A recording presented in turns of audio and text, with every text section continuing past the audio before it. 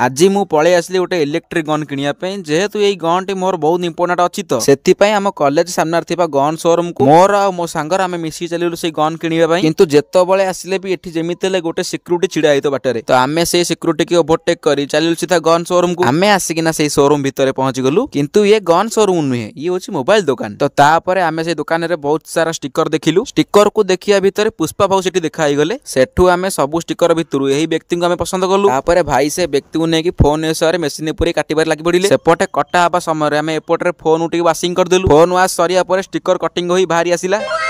सेठू भाई से स्टिकर उठके साइज कर दे फोन पके आरंभ कर देले आउ एबे सही मशीन बाहरला जो मशीन फोन पछरे पड़िथिबा स्टिकर को भले से सेट करिबारे सहायता करे फाइनल एबे स्टिकर पड़ी फोन पूरा रेडी होई गला जेहेतु फोन रे स्टिकर पड़ी गला तो ताकू देखि मो सांग टिके मुरुकी हसी देला